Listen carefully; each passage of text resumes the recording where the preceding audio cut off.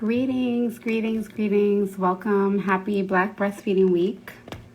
I'm going to slowly see who joins us, but even if we just have one person or a couple people, still want to talk about the importance of midwifery and a midwife's role in supporting the breastfeeding journey, especially as we're in the midst of Black Breastfeeding Week. So I'm going to allow people to take their time and roll in. I'm also going to ask that you grab your water, something to drink, so you stay nice and hydrated.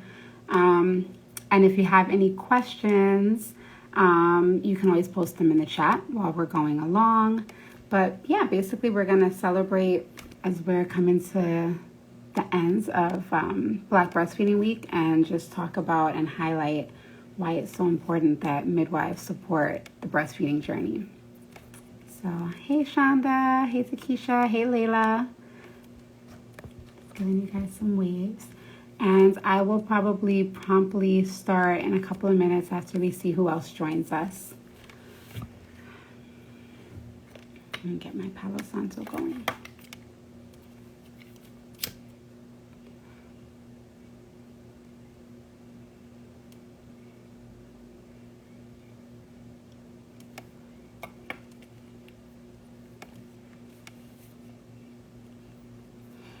So I like to start, even as we're waiting for people to kind of roll in, but just always honoring our ancestors, and especially as we're talking about Black Breastfeeding Week, honoring the grand midwives and all of the Black mothers who really nurtured and nourished an entire nation, but definitely this country, and those who've continued the legacy of making sure that breastfeeding is sacred.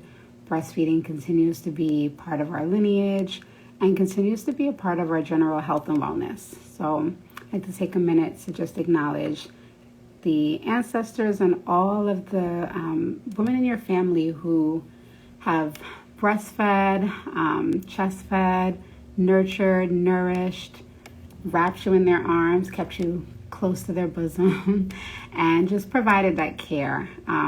So I will definitely say my mother, who breastfed myself and two of my three siblings, and my grandmother, who breastfed my mother, and I'm sure on down the line. So if you like, you can add somebody in your family's name who nurtured you, nourished you, breastfed you, supported you in your breastfeeding journey. You can feel free to add that in the chat.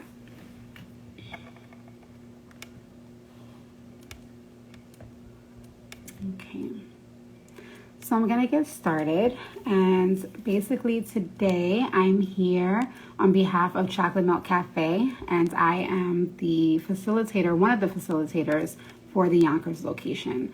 So we have been doing Chocolate Milk Cafe in Yonkers since April of 2018, and I wanted to talk a little bit about my journey in coming to Chocolate Milk Cafe, and especially in originally meeting Hakima, and how my role as a then student midwife and now midwife has evolved, and how important breastfeeding is in the work that I do, and in community engagement, and in the education piece, especially immediately postpartum and in that first 6 weeks.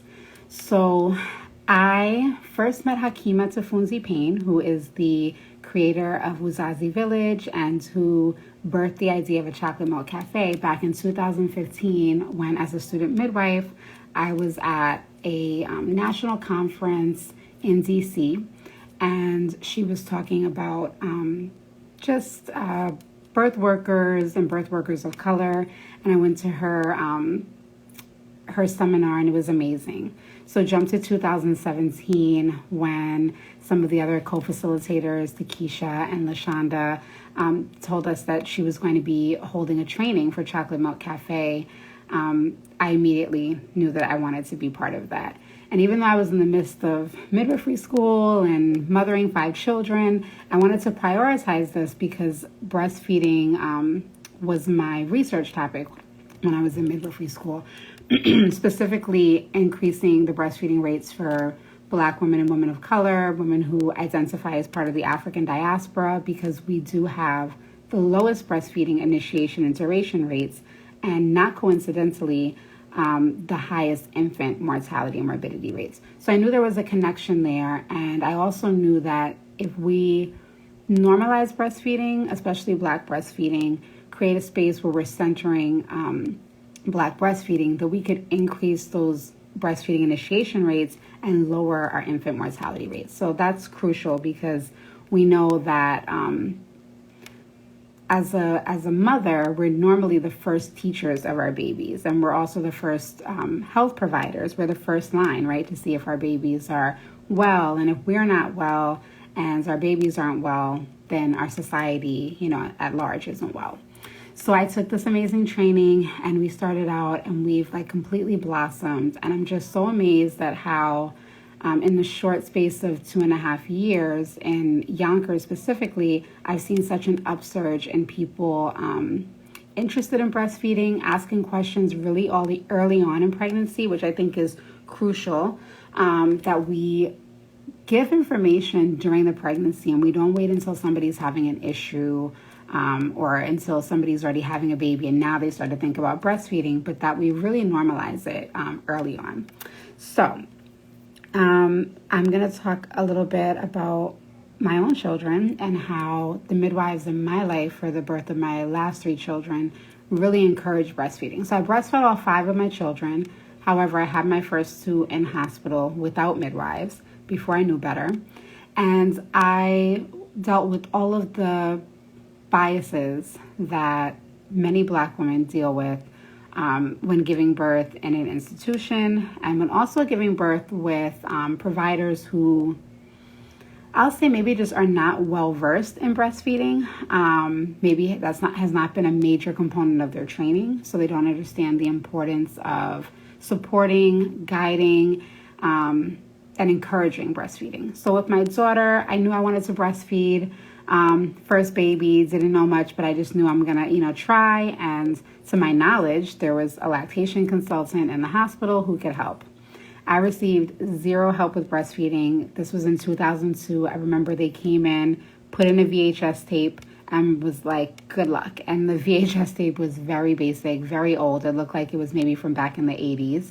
And just basically showed, a new mother putting her baby to the breast and talked about how normal breastfeeding was. There was not one Black mother in that video. I do distinctly remember that.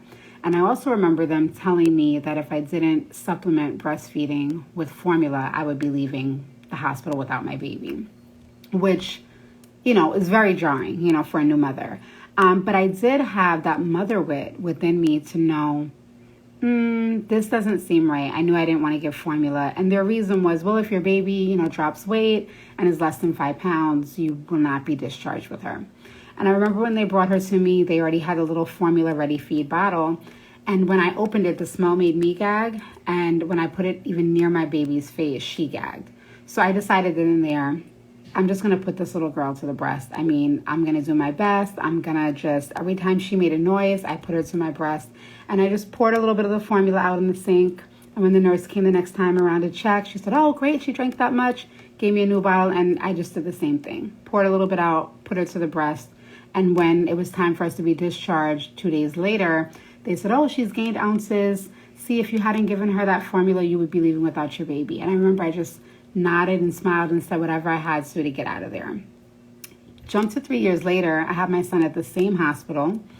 And this was when they were still bringing babies, to nurseries. I breastfed him immediately after he was born.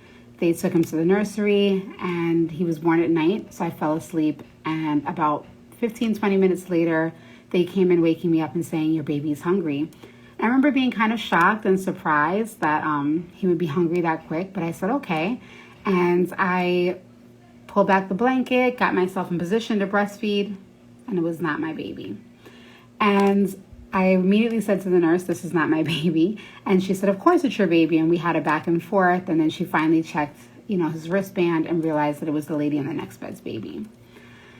I, of course, couldn't sleep. Of course, now I'm nervous. Now I'm like, bring me my baby. I demanded to be discharged the next morning and came up against a lot of resistance with them really trying to push the hepatitis B vaccine on me.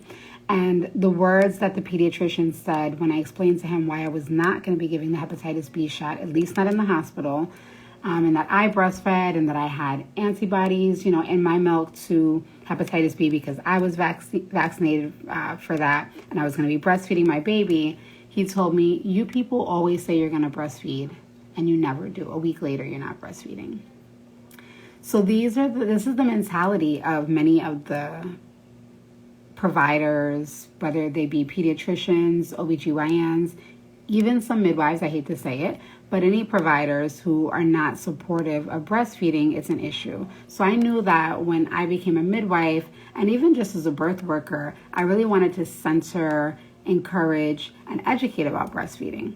So the way that looks like for me, because when I had my 3 at home after those 2 hospital experiences, it was just normal. It was a normal part of a conversation at a prenatal visit. How did breastfeeding go in your last, with your last baby? What challenges did you have? Let's try to troubleshoot those now. Did you have support? All of those things. So it became, paramount and very normal for me with my midwives. And I realized the distinct difference in providers. So now as, someone who finished midwifery school and has, a master's degree in midwifery, I feel like it's my duty, and any midwife should be well versed in breastfeeding and troubleshooting. They should definitely have some type of background in the anatomy and physiology of breast and how breast milk is made. And not only midwives, but any providers that are going to be supporting a new family, basically. So early in pregnancy, at a prenatal visit with me, I'd ask, so how do you plan on breastfeeding your baby? Or how do you plan on feeding your baby, rather? And if someone says, well, I'm thinking about breastfeeding, I tell me, well, tell me what you're thinking about it. I ask them, tell me, I try to ask open-ended questions instead of, are you going to breastfeed? Because then that's just a yes or a no. But I try to ask, what are your thoughts on breastfeeding? What are your partner's thoughts on breastfeeding? Because that's important as well.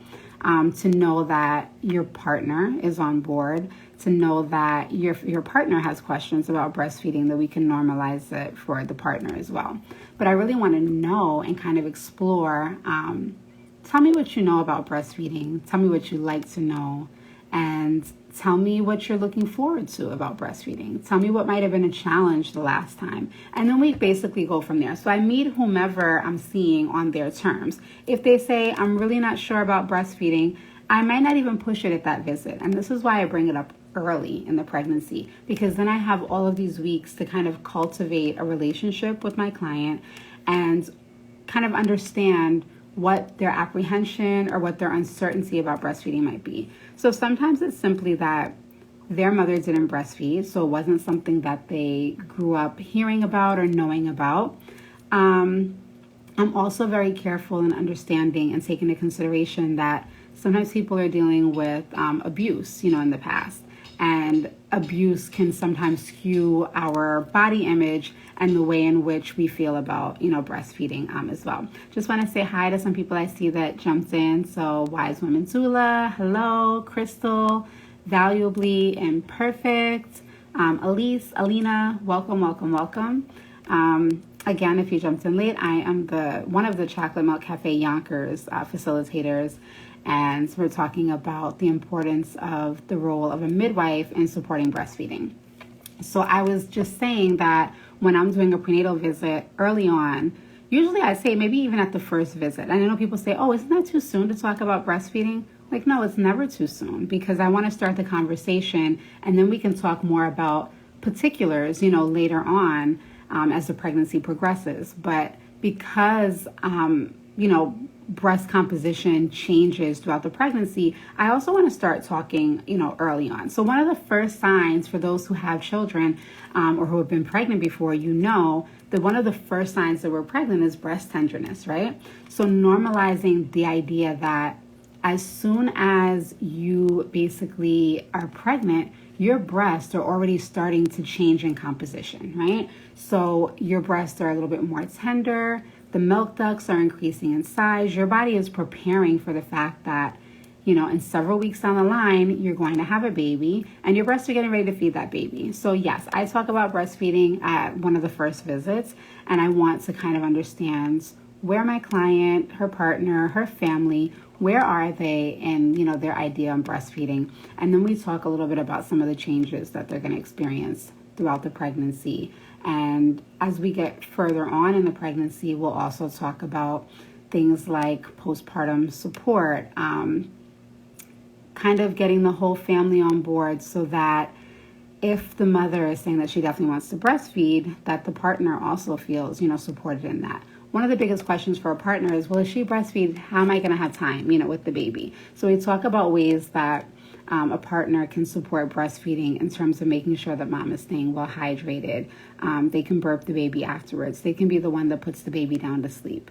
They can be the one that wears the baby after baby is no longer showing, hunger fed signs and the baby is full. So there are many ways that even if they can't physically feed the baby, with a breast, that they can still support breastfeeding and still be part of that bonding. So when I ask my clients, what do you think about breastfeeding? One of the things that comes up a lot is, I've heard it hurts. And if it's going to be painful, I don't want to do it, because who likes pain, right? So the first thing that I talk about when we get to the, part of the conversation where someone's saying, yes, I want to breastfeed, but I heard it's painful, I talk about how important, the latch is. And to get somebody to understand how important the latch is, I want them to understand breast anatomy as well. So when you're thinking about, the breast, obviously from the outside, we have the breast, we have, breast tissue that goes all the way up into the axilla or armpit area. We have the nipple and the areola. But if we look at the inside of the breast, right, and we look at all of the milk ducts and everything there, and how they all basically come to a head at the actual, nipple and areola area, I get people to understand that the nipple is simply a spout for the milk to come out, right? So baby has to actually land their mouth around the nipple on the darker areola to compress those milk glands and release the milk, because there's a two-part process. So this is where the physiology comes in. Once the nipple is actually stimulated, or the areola is stimulated, and those milk glands, receive that message, it sends a signal to the brain to start creating milk. And as the baby continues to suckle, then it sends a signal from the brain to the breast, to release the milk. So it's a two-part series, but if the baby is simply on the tip of the nipple, right? If baby is only latching onto the tip, they're only latching onto the spout, and nothing is really coming out. Those milk glands are not being stimulated. Nothing's going to be released. And yes, baby is going to suck harder because nothing's coming, and it's going to be very painful. So we talk about the importance of a deep latch and how we position baby to get that latch, and some of the things that we can do to get baby to open up, their mouth wider. So when we're talking about positioning during a prenatal visit, obviously before a baby is here, I'm going to talk about, positioning with a baby. So I will, bring a baby with me to a visit, and I'll ask a mom, show me how you're going to hold your baby, when you breastfeed. And if it's a first-time parent, they're usually like, oh, I don't know, but I tell them, we'll try, this is your baby. And, they'll usually do the simple hold that most of us know, which is the cradle hold. So they'll put baby there.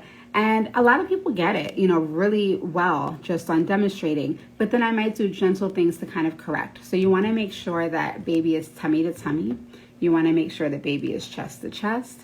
You want to make sure that you're supporting their head, but that their head is resting more on your forearm instead of the crook of your arm, because you want baby to be able to put their head back to open up their mouth wide so that they can latch on to that area around. If their head is kind of tucked in and it's compressed in the crook of the neck, they can't really open up wide. So think about if I have this glass here and I'm going to drink it. If my head is tucked like this, it's going to be kind of hard to drink. But if I can put my head back, right, and open up my mouth wide, I can get a bigger mouthful. And that's what we want to encourage. So first I tell moms, you want to make sure that you're comfortable. And this is where I get partner, dad, whomever, is around who's going to be supporting her in the postpartum period to say, this is where you can jump in. Make sure she has a pillow behind her lower back. Make sure she has a breastfeeding pillow or pillows to make sure that baby is at breast range. Make sure she has her water, some snacks around, maybe her phone if she needs to keep it close by, and make sure that you generally are comfortable, because the more comfortable that you are, the more comfortable baby is going to be. Once you've got yourself situated, now you want to position baby. So tummy to tummy, chest to chest, head is resting on the forearm. You're cradling the head, and you're going to, you can express a little bit of milk, so you would push back on the area around the nipple, squeeze forward, avoiding the actual nipple. And then once you get a little bit of colostrum or milk, you're going to bring baby's nose to the breast. And when they open up wide, you're going to bring baby to breast rather than breast to baby. Because if you bring breast to baby, you're going to be hunched over, and once they get a good latch, you're not going to want to move. So you want to get baby nice and well positioned and roll them in towards the breast. And you'll know when it's a good latch because it's not going to be painful, but you will feel a gentle tugging. I so encourage people that if it feels painful, you want to take baby off. You want to take clean pinky, tuck it inside baby's mouth, touch the inside of their cheek so that they break the seal and start again. Breastfeeding, when people say, oh, just tough it out, in the beginning it's painful, you're doing more damage than good, because it should not be painful. And if it is painful, that means that baby is on the tip of the nipple and they're not getting anything. So once we kind of talk through that, through the positioning, through latch, and how if the baby is not properly latched, not only is it painful, but they're not getting anything, people understand the importance of latch and positioning. And then we can kind of dispel the myth of breastfeeding hurts or it has to be painful. Because I think if breastfeeding really was painful, nobody would be breastfeeding at all. So we talk about that. We talk about how their family feels about breastfeeding. Because I think it is really important that your extended family knows that you're planning on breastfeeding, that they get on board. So when someone says, oh, yeah, I'm going to breastfeed, but, you know, my sister said she had a hard time with it and she just doesn't really think it's a good thing to do, then I want to kind of normalize the idea of how breastfeeding is really, breast milk is going to be healthy for the baby. Baby's going to be sick less, and that there are also benefits not only for baby, but also for mother. So we kind of talk about why breastfeeding is important, because I hear people say all the time, well, why not just bottle feed? It might be, you know, easier.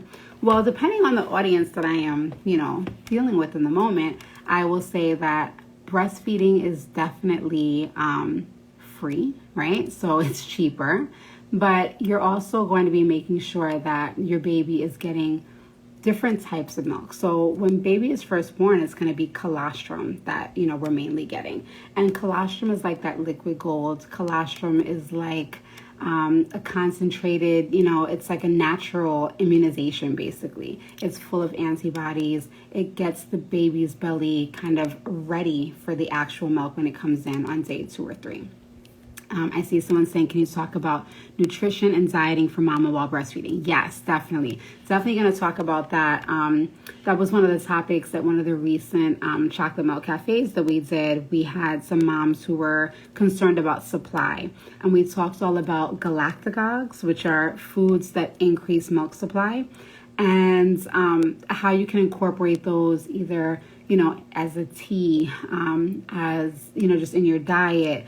And one of the moms on the call, actually, she has severe food allergies, and the few foods that she can eat all happen to be on that galactagogue list. And her baby is almost 2 years old, and she was saying how she still produces so much milk, that he's not exclusively breastfeeding anymore, but she couldn't understand why she's still producing so much. Well, all the foods that she's eating are galactagogues. So I will definitely, you know, jump into diet and how that plays a part in that, and how just postpartum diet in general is really going to be helpful when we're trying to heal after giving birth. So once I get somebody on board, you know, then we talk about what is breastfeeding going to look like for them. I want to know if they're planning on going back to work. I want to know how their employer feels about that. How soon are they going back to work? So how much time are they going to have actually putting baby to the breast? We talk about, you know, laws, especially in New York, that they definitely have to give them, you know, paid breaks to pump. They have to give them a clean, private space to be able to pump, you know, their milk while at work, all of those things. And that if they feel like employer might give a little pushback, we provide a letter, to the employer. And we also emphasize the fact that if mom continues breastfeeding, her baby is going to be sick less, which means that she will be missing less time from work. So when you put it in terms where the employer kind of feels like, oh, this is a win-win for me, they will be more supportive of breastfeeding. But now, of course, with COVID times, things are looking different, and we are, doing more work from home, I think. I've seen an uptick in immediate, breastfeeding, and how people are going for longer than they expected simply because they're able to be home with their babies. So I think that's great, actually, because there's more bonding time. We also talk about, in terms of benefits, how when you're breastfeeding, you're going to be burning up to 500 calories a day, right? So that's usually a plus for somebody who's thinking about trying to get back to pre-pregnancy body. But I also couple that with saying, because you're going to be burning up to 500 calories a day, you also want to make sure that you're eating, a well-balanced diet, that you're staying really well hydrated. After giving birth, your iron sometimes can be a little bit low just because of blood loss when breastfeeding. So we talk about dark green leafy veggies. We talk about maybe avoiding some dairy so that when babies' digestive system is still not mature enough, that's not too hard on their bellies. And then we talk about the fact that there are, the milk changes throughout a feeding, right? So I remember when I was breastfeeding my first one in the hospital, they told me 10 minutes on each breast and baby should be fine. And I really like to throw that whole idea of looking at a clock out the window and really tuning into your baby. So we talk about the hunger and fed cues, and we talk about how even though babies maybe not be able to verbally say, hey, mom, dad, I'm hungry, they do have body language that is communicating with us. So in my midwifery role, when we're talking about, that first golden hour, we're talking about baby being born and wanting baby to go immediately skin to skin, I talk about, again, the breast composition and how towards the end of the pregnancy, when the breasts are maybe now a little bit more full, you also see these little bumps around the nipple. And I tell, my clients that these are normal. And these bumps actually serve, they're Montgomery glands. They serve a very divine purpose. So when baby is born and they go immediately skin to skin, you'll notice that babies will do what they call the breast crawl, or where they start to kind of use their cheek and their nose and their mouth and kind of root around for the breast. And these bumps here secrete a fluid or an oil that smells exactly like amniotic fluid. So babies remember that smell, and they start to use that sense of smell to find the breast. So I tell the moms that in that first hour, I'm not really doing anything. I really want the baby to hear mom and dad's voice. I really want them to get their scent, so I try not to put my hands in there too much. And this is why we use the breast model during prenatal visits, because I want them to practice with how they're going to support their own breast. I want their hands to be in there so baby gets their scent and their smell and not mine. So if we've already practiced how you're going to support your breast, how you're going to get the baby to the breast, and how you're going to get the, areola in their mouth, they're familiar with that. It becomes second nature when the baby is born.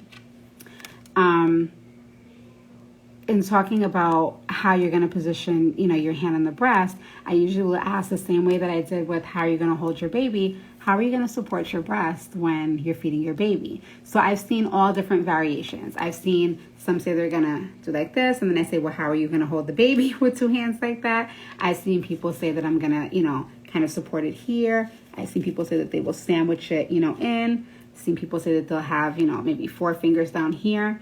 And I always tell people when I see that they say they're going to do this, I want to warn them, or just kind of make them know that if you do this, what you're actually doing, if we go back to how those milk glands look, right? We're actually compressing those milk glands if you do this.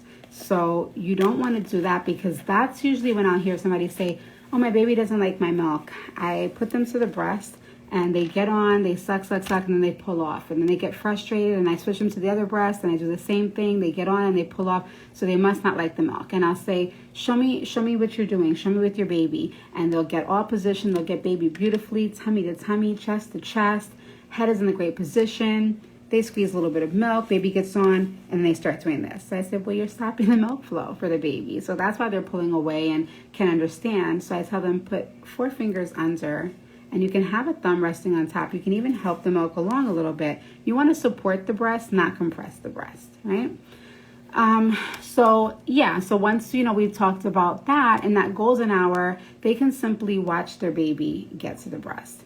After the golden hour, after baby has got that first colostrum, then, we do newborn exam and all of this. But I really don't like to interrupt that first hour, because that's when baby is kind of, getting the lay of the land.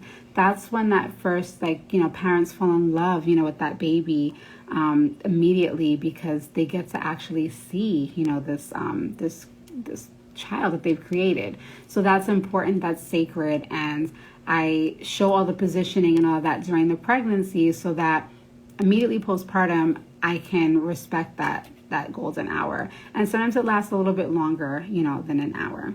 But I've also told them about the hunger cues. So I let them know that even though they can't speak, they do have a body language. And normally their cues are, they will start rooting. So when we do the newborn exam, I will stroke baby's, cheek kind of on both sides, and they usually will turn their head to whichever way that I'm stroking their cheek. We do put a finger in their mouth to see their sucking reflex. We usually will check and make sure that there's no tongue tie. They always say that midwives, a true midwife, her pinky nail grows really long. So if you see mine, it does. But that is so that we can check and make sure that there's not a short frenulum underneath. They say back in the day that if there was one and a baby was just born, the midwife could gently sweep their nail and actually, break the frenulum without causing any pain, because baby is, brand new. But all these things, we want to check and make sure that baby's sucking reflex is intact, so that if there are any issues that we kind of perceive might come down the line, we can address them right away. But once we've checked their rooting reflex, we've checked, inside their mouth, we've checked their palate to make sure that is completely intact, we really just want to now encourage and facilitate the parents to understand baby's hunger and fed cues. So they'll put their hands to their mouth, they'll kind of look around, they'll make sucking noises, and their hands, are like sign language, for us, right? So when babies are really hungry, their hands start to go into 2 tight fists.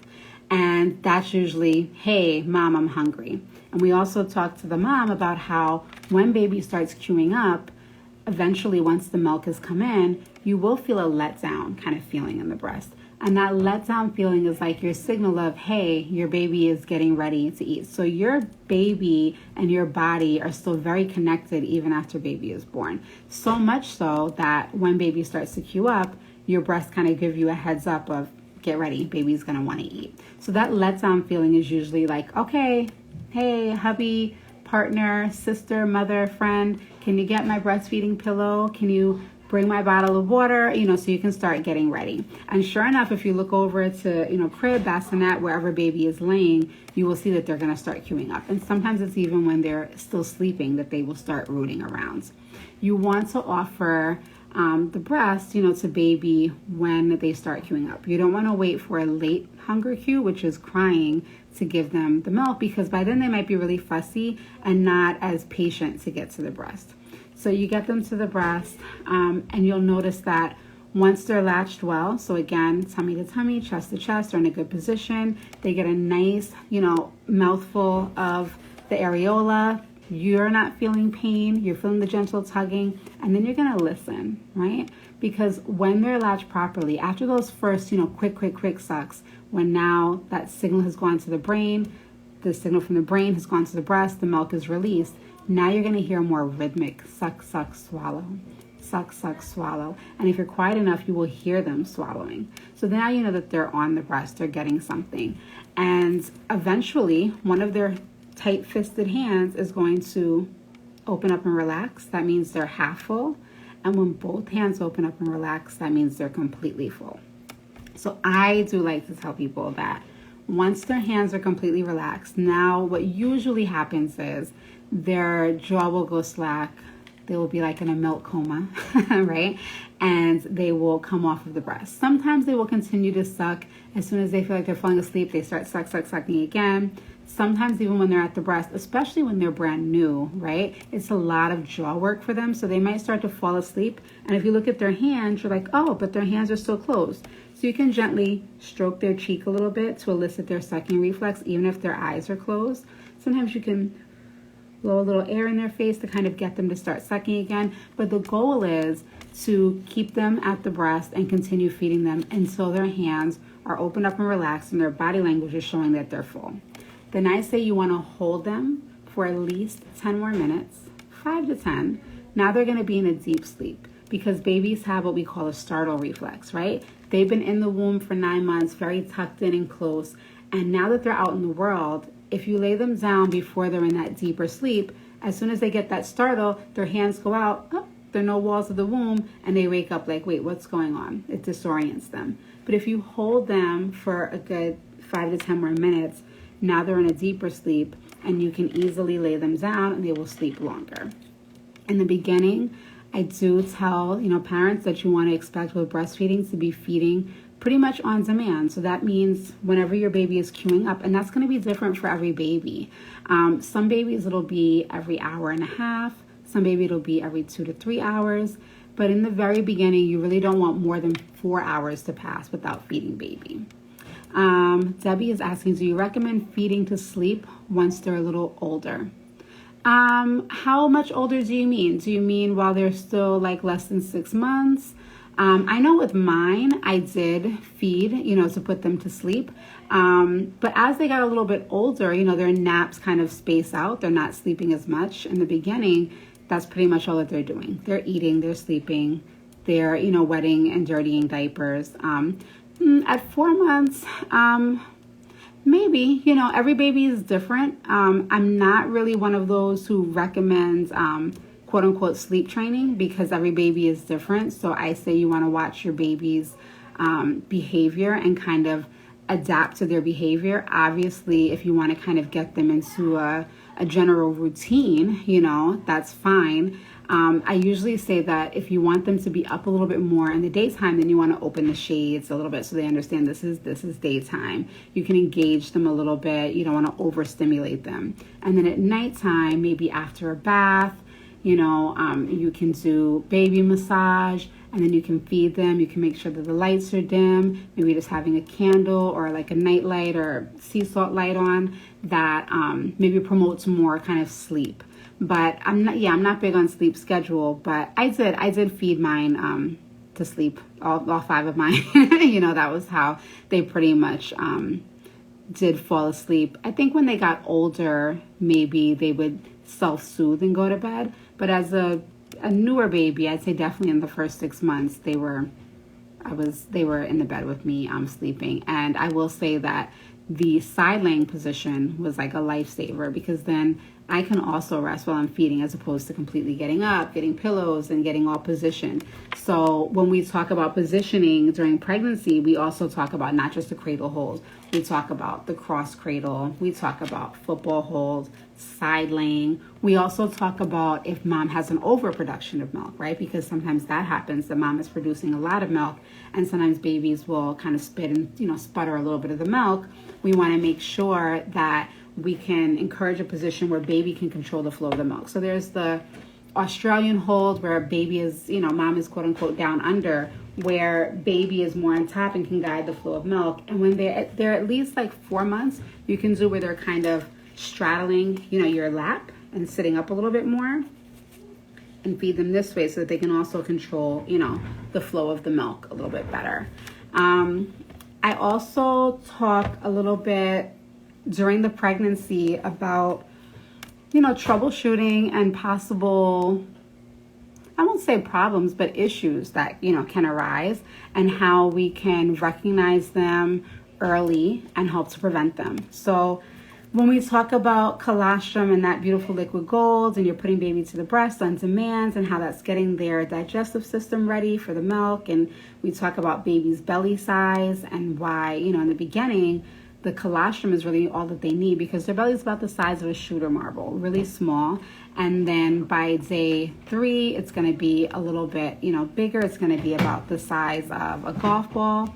And then by the first week, it'll be about the size of a small egg, right? So the milk is going to change over that time to be produced in larger amounts. So I want people to understand that when the actual milk comes in on day 2 or 3, the breasts are going to be very full, right?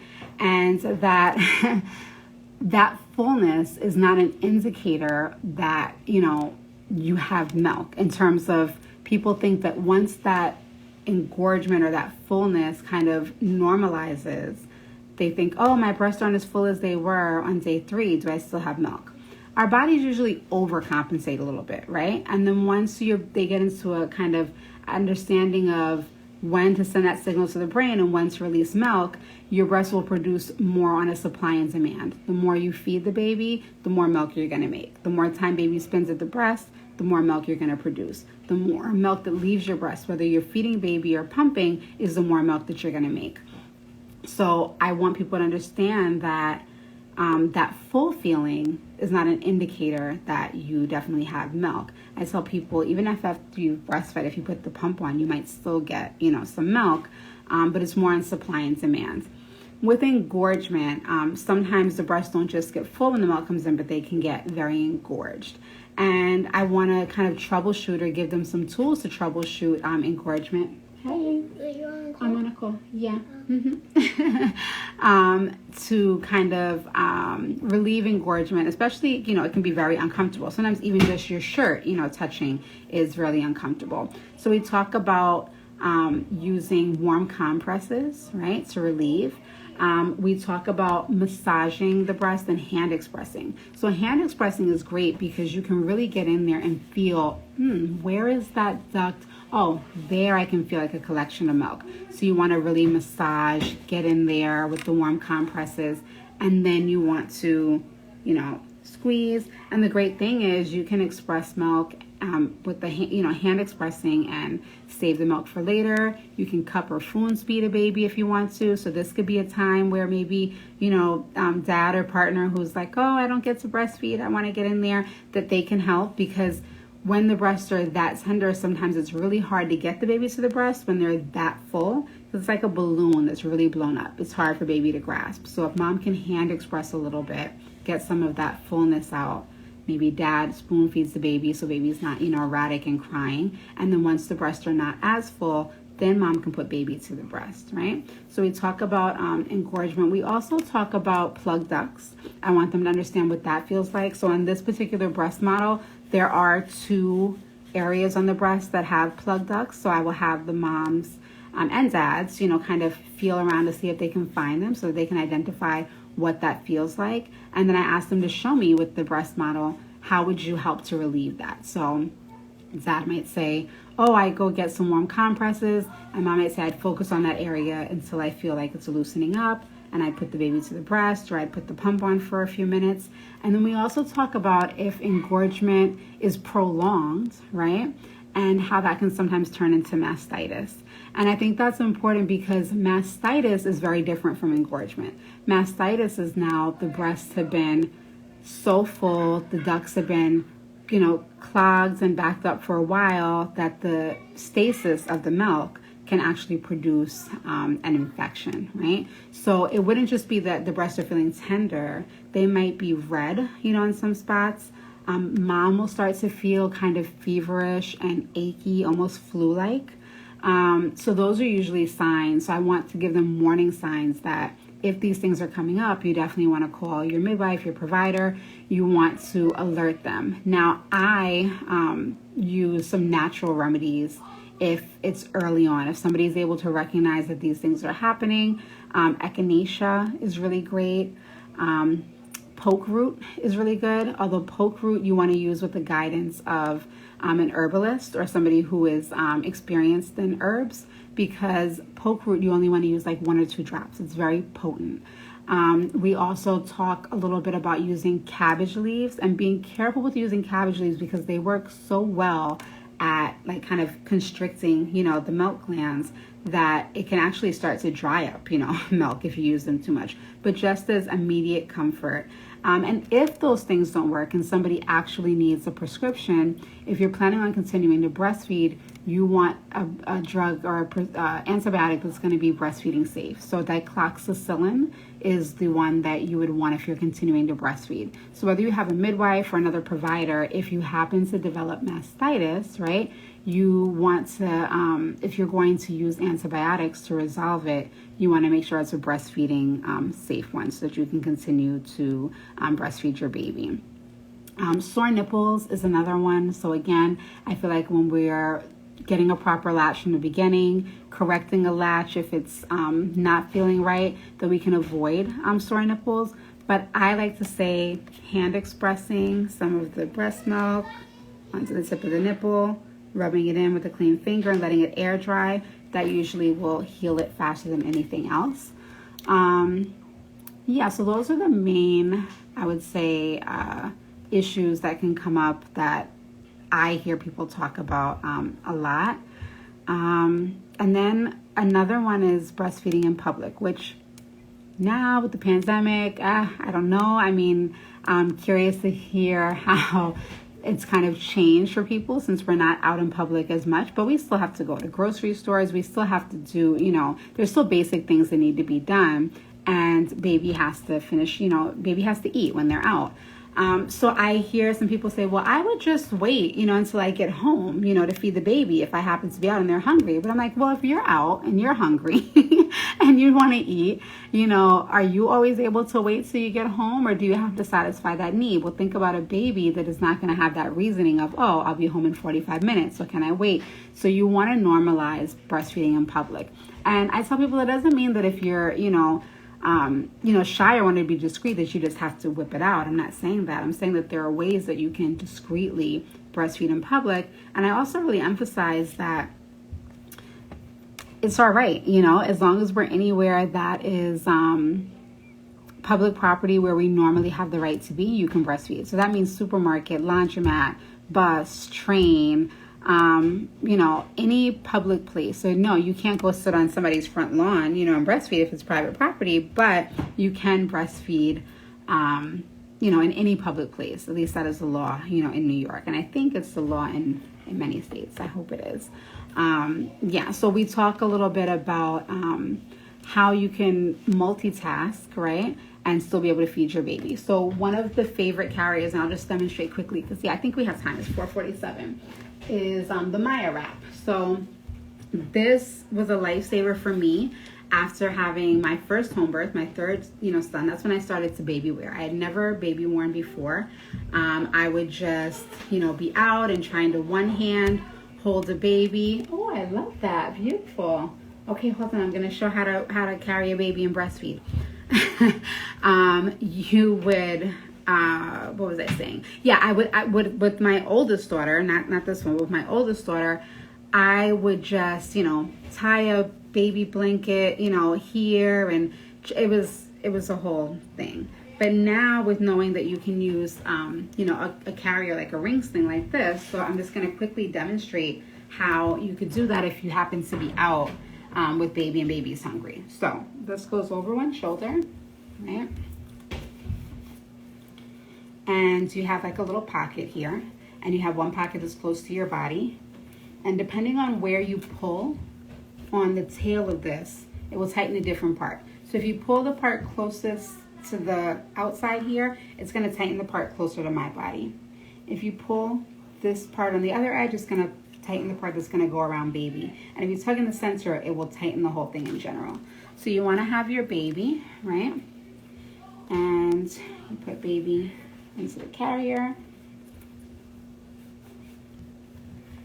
On one side. Okay. You make sure that baby's head is well supported. And you can see baby, right? So say I'm out, I'm grocery shopping or what have you, and now baby starts to cue up. So remember those cues. Hands are to the mouth. They're kind of making sucking sounds. I am personally not going to want to wait until baby is screaming their head off and I'm in the checkout. I am going to start to put baby in a position, because what's probably happening right now is that letdown reflex, and if I don't feed baby, my breasts are going to start to leak, right? So I'm going to just shift baby into breastfeeding position, right? So I'll just use this breast. I will get baby nice and latched, and once baby is on, I'm going to now adjust my carrier again. And if I want to be a little discreet, right, so my baby's latched, I can take this extra material and just throw over my shoulder here. And this is breathable cotton. I can see right through here, so baby can still breathe. You're not smothering baby, right? And now I'm going to continue to check out. I'm meeting my baby's needs. My baby is well and secure in here, and that's what I would do if I was, out in public, if I needed to breastfeed and I want to be discreet. I eventually got to a point where I was like, if I have to feed my baby, I'm going to feed my baby. I'm not going to worry about, covering. But I also respect the fact that some people do want to be, a little discreet and modest. So this is a great way to do that and still handle your baby's needs. Oh, baby's finished eating. Hands are nice and relaxed. I can get them up again. I can burp if I need to. Tighten this again. Support baby's head and shoulders.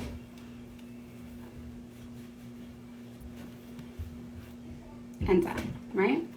I will also say that we do really try to normalize breastfeeding, not only for one baby, but for two babies.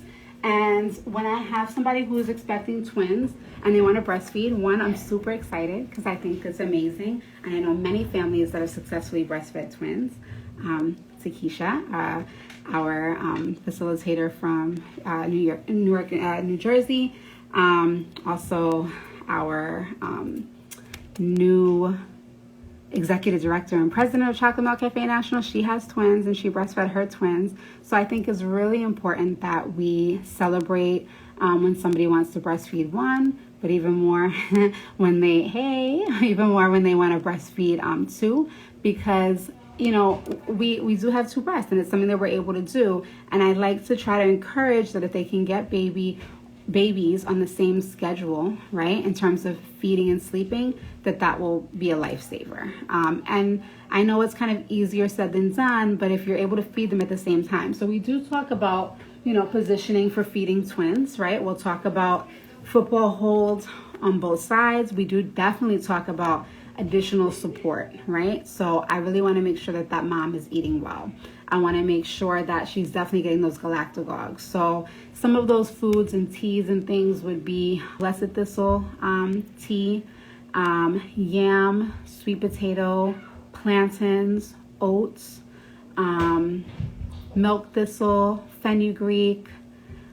There's a whole list, and maybe what I can do is I'll find a place that we can put the list. But all of these foods, turmeric, ginger, so maybe starting the day with a ginger, tea, adding turmeric to our food so that we're making sure we have enough milk for the babies. But then also feeding them. So again, if we're talking about having to be out with babies and babies needing to eat, right? How do we do this in public? How do we feed both babies at the same time? So the Moby wrap, which I'll also show really quickly, is a way that you can carry twins and you can breastfeed twins in the same carrier. So this one can be a little intimidating when you see it's this whole long, big, piece of material, but you're going to find the tag. You're going to fold this in half, and you always want the seams to be facing up. So once you found the tag and you have it folded in half and the seams are up, you're going to find your belly button. Hold on.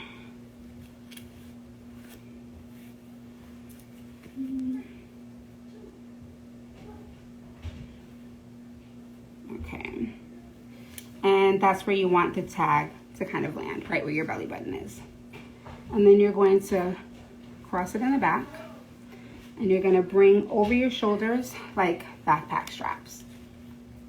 And again, you want to make sure that those seams are open to the center, to the inside, facing in or up.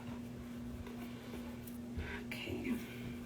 So now that you've done that, you're going to take these two pieces and cross them, and you're going to drop the whole thing down the center. Right? You make sure it's nice and crossed.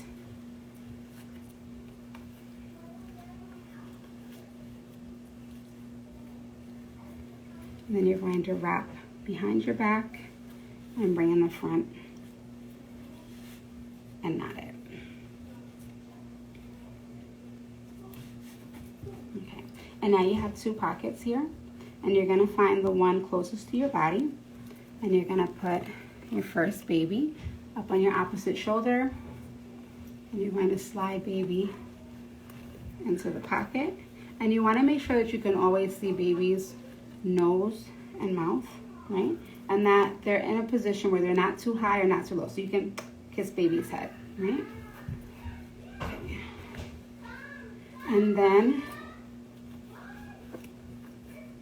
you're going to take the other baby and you're going to put baby in the opposite pocket. And same thing, want to make sure that you can see baby's face, kiss baby's head.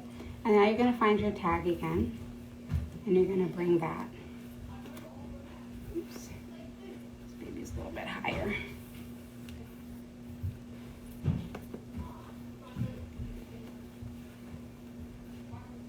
Up and around, right? So you can carry the 2 babies in there if you need to. And if you wanted to breastfeed, right, I would loosen this and bring babies a little bit lower, and you can have them breastfeeding and latch. So remember the position that we talked about where they're kind of facing the breast and they can control the flow of milk? That would be the position. I think it would be hard to do cross cradle with 2 babies in here, but you could have them in that position where you get them both latched onto the breast, and then you can take this and readjust it as you need to, tie a little bit tighter or looser, and you can have both babies in there breastfeeding. So I think my overall message and theme is that all providers who have a hand in supporting a mom during a pregnancy or a family during a pregnancy, during a birth, and postpartum, that they have a duty to be supporting, educating, encouraging, and uplifting breastfeeding, especially for our Black families. So I don't know if anybody else has any questions, but I thank you so much for joining us for Milk and Midwives. And I can't speak for other midwives or midwifery practices, but I know that many of us do really value breastfeeding and how that helps with health and wellness for mother, for baby, for family. And I'm grateful that I get to be an integral part of that. And I see Casa de Villegas is asking, what wrap is that again? So the first wrap, the first carrier, was the Maya wrap. So I'll show you here. And it has a nice little pocket. Oh, they used to say it on here. It doesn't anymore, but it's Maya wrap, M-A-Y-A. And then the other one is the Moby. That was the longer length of material, and that's the Moby wrap. Yes. Yeah, so I feel like it's our duty. And I love doing that. I love being a part of the Chocolate Milk Cafe. I love just being a part of something that is centering breastfeeding, especially for Black families, because I do believe that together we will topple infant mortality and morbidity rates as well as maternal mortality and morbidity rates. And that when people understand the importance of breast milk and how it's alive and amazing, and it's really it's supporting everything, right? It's supporting our brain function, it's supporting our growth, it's warding off certain health issues, that when people think of it in that concept and that we see more images of Black and brown mothers breastfeeding, we see families supporting breastfeeding, and we're reclaiming that, that we basically, we take over the universe. So I'm grateful. It looks like we have 28 seconds so that we don't get caught like in a crazy freeze frame. I'm going to say thank you to everybody who joins, and happy Black Breastfeeding Week. I hope the rest is happy, safe, healthy for you and your families, and more life, more milk. Ashe. Bye.